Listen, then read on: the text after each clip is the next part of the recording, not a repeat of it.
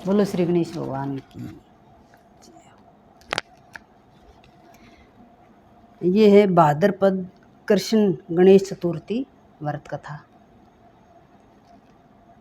गणेश चतुर्थी की कथा है, ये भाद्रपद कृष्ण पक्ष में आती है, तो ये आज है। राजा नल की कथा इसमें। पार्वती जी ने गणेश जी से पूछा कि हे पुत्र, भादो माह की कृष्ण चतुर्थी का व्रत जिसको संकट नाशक चतुर्थी कहा गया है, किस तरह किया जाता है, मुझे कहिए। गणेश जी बोले, हे माता, भादो कृष्ण चतुर्थी संकट नाशक तरह तरह के फलों एवं सब सिद्धियों को देने वाली है। इसकी पूजा पहले कही गई विधि से ही करनी चाहिए। केवल भोजन से संबंधित ही कुछ विशेषताएं इस व्रत में है, सो बतला रहा हूँ। श्री कृष्ण जी ने कहा है कि हे युधिष्ठिर, पार्वती जी ने अपने पुत्र की ऐसी बात सुनकर उनसे पूछा कि हे पुत्र, भोजन में क्या होना चाहिए तथा पूजन में क्या विशेष बात उसे कहिए। गणपति जी ने कहा है कि गुरु द्वारा बताई गई विधि से इस दिन श्रद्धा भक्ति से पूजन करें। और व्रती 12 महीनों में अलग अलग नामों से विनायक, एकदंत, कृष्ण पिंग, गजानन, लंबोदर, भालचंद्र, हिरंब, विकट, वक्रतुंड, आखुरथ, विघ्नराज और गणदीप गणेश जी की क्रमशः एक एक नाम से आराधना करें। चतुर्थी के दिन सुबह रोज के कार्यों से निमटकर व्रत करें, रात को पूजन करें और कथा सुने। पूर्व काल में एक पुण्यात्मा और यशस्वी राजा नल हुए। उनकी रूपवती रानी दमयंती नाम से विख्यात थी। राजा नल को एक बार शापग्रस्त होकर राज्य छोड़ना पड़ा। अपनी रानी से अलग रहने में दुख उठाना पड़ा।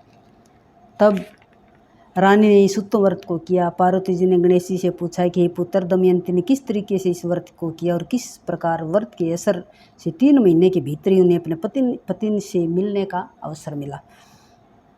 इन सब बातों को आप समझाइए। कृष्ण जी ने कहा है कि हे युधिष्ठिर, पार्वती जी के ऐसा पूछने पर गणपति जी ने जो उत्तर दिया उसे कह रहा हूँ, सुनिए। श्री गणपति जी कहते हैं कि हे माता, राजा नल को बड़ी बड़ी विपत्तियों को झेलना पड़ा।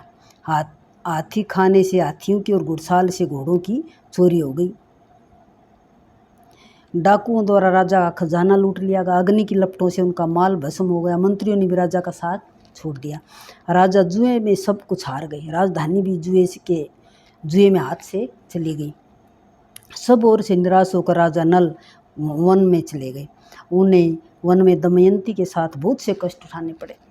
अंत में उनका रानी से वियोग हो गया। राजा किसी नगर में सहीस का कार्य करने लगे। रानी अन्यत्र किसी नगर में रहने लगी तथा राजकुमारी भी किसी दूसरी जगह नौकरी करने लगा।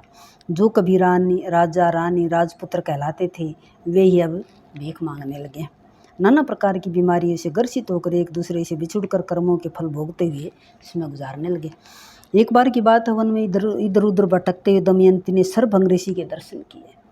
उसने उनके चरणों में मस्तक झुकाकर और हाथ जोड़कर कहा कि हे ऋषिराज, मेरे पति मुझे कब मिलेंगे और किस प्रकार मुझे हाथी घोड़ों से युक्त घनी आबादी वाली नगरी मिलेगी।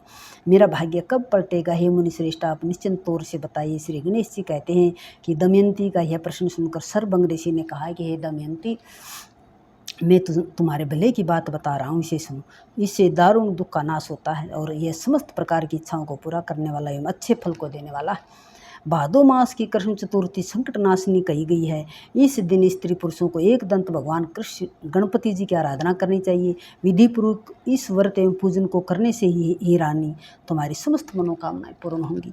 7 माह के भीतर ही तुम्हारे पति मिल जाएंगे और यह बात मैं पूर्ण निश्चय के साथ कहता हूँ। गणपति जी कहते हैं कि सर्वभंग ऋषि के वचनों को सुनकर दमयंती ने भादो माह की संकट नाशिनी चतुर्थी का व्रत शुरू किया और उसी समय से प्रति माह गणेश जी का पूजन करने लगी। 7 माह के भीतर ही राजन इस श्रेष्ठ व्रत को करने से उसे पहले ही की तरह पति, पुत्र, राज्य और सब प्रकार के वैभव आदि की प्राप्ति होगी। श्री कृष्ण जी कहते हैं कि हे पांडु पुत्र युधिष्ठिर, इस व्रत को इसी प्रकार करने से आपको राज्य की प्राप्ति होगी तथा आपके समस्त शत्रुओं का नाश होगा। ऐसा निश्चय ही राजन, इस तरह मैंने सर्वोत्तम व्रत को बताया है। यह समस्त संकटों का निवारण करेगा तथा तुम्हारे भाग्य की उन्नति करेगा। बोलो गणेश भगवान की जय। गणेश चतुर्थी की। तो भक्तों, भाई बहनों, ये बहुत ही संकटनाशक गणेश जी का चतुर्थी का व्रत है। अगर आपको व्रत शुरू करने हैं गणेश चतुर्थी से, सके तो कर सकते हैं इस चतुर्थी से। बोलो गणेश भगवान की जय, सच्चे दरबार की जय। हरिओम तत्सत, हरिओम तत्सत।